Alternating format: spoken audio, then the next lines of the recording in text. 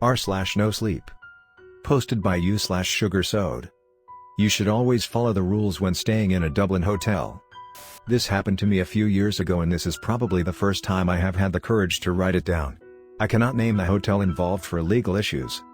I worked for a company which was based in Cavan, which is a county in Ireland. Our boss decided that he would surprise us by organizing a Christmas party for us in Dublin City. We were all ecstatic about this, as this was very unlike him. He would usually be the kind of person who would count how many tea bags that his employees would use every day. We ended up going to a fancy steak restaurant and then went on a pub crawl afterwards. We stumbled back to the hotel in the early hours of the morning. We hammered on the door until one of the hotel staff let us in. We were about to head upstairs when another member of staff marched over.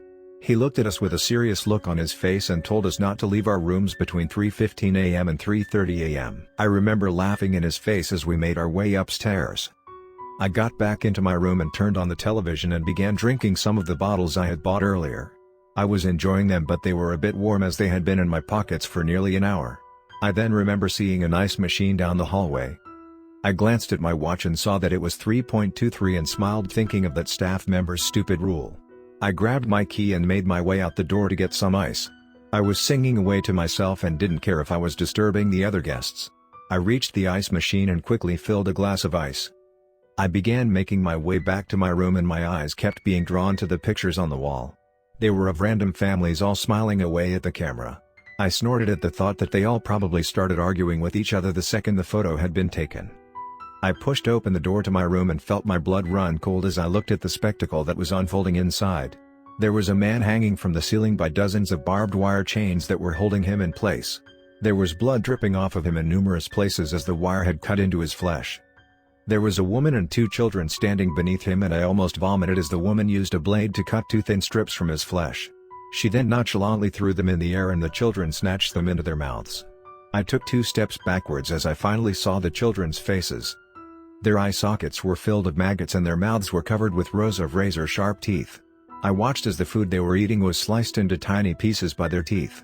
The woman, who I assume was their mother, may have been beautiful once, now had a look of pure malice on her face. Her eyes were sunken and her hair looked like it hadn't been washed in at least a decade. Her hands were misshapen and now looked more like claws than actual hands. I locked eyes with the man and was horrified to discover that he was still alive. His eyes seemed to be pleading with me to help him. The woman reached out with her claws and tore his eyes out. She then placed them in her mouth and I could hear the popping noise as she crushed them with her teeth. The man began to scream in agony and she sliced his throat open with her claws. She stepped underneath and seemed to be showering in the blood that now spurted outwards. Within moments she was saturated in his lifeblood. I began to slowly back up in the hopes of escaping before they spotted me. I heard a noise behind me and realized that I had collided with the door. The woman's steely glare locked on me and she let out an ear-splitting scream.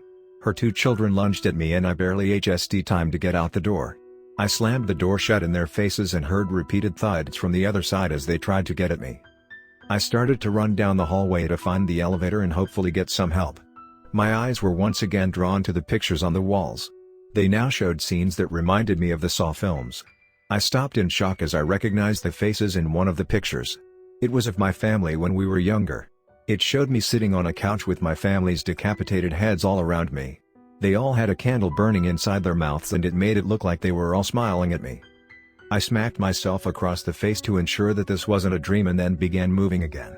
It felt like an eternity since I had left the room and was confused as to why I hadn't reached the elevator yet. It had been less than 30 seconds walk from my room earlier, but I had been walking for 5 minutes at least. I decided to try another room to see if there was anyone in there that could possibly help me. I picked a room at random and crossed my fingers in the hopes that there was salvation inside. I knocked on the door and was disappointed when there was no reply.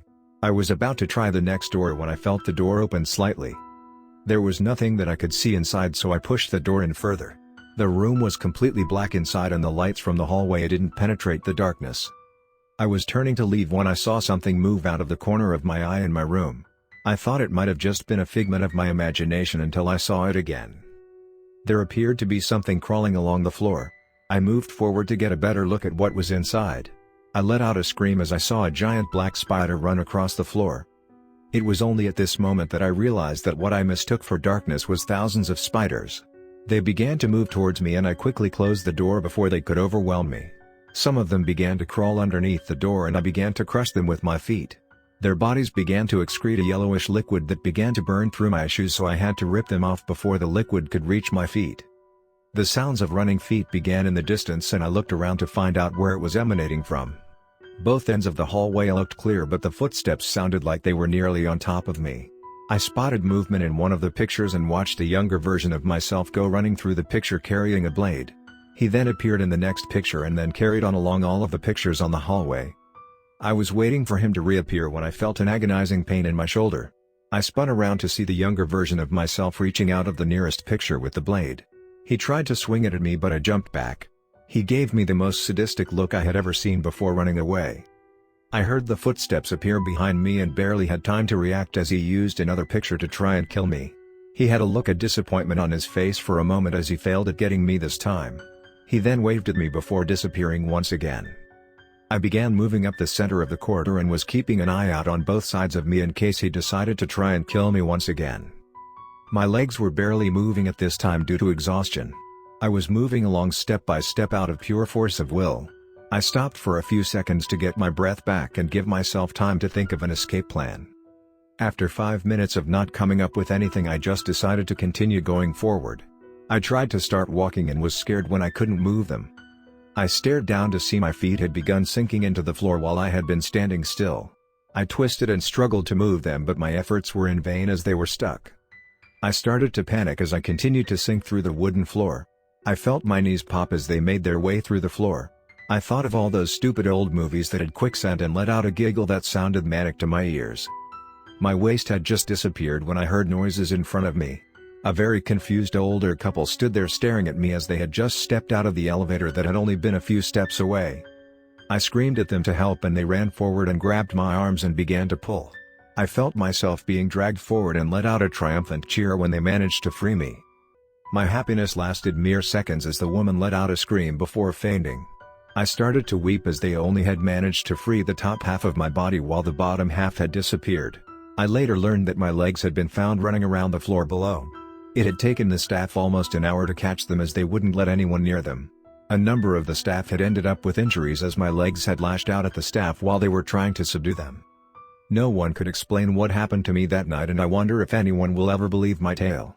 If you read this, then heed my warning and obey hotel staff, as maybe their rules are there for a reason.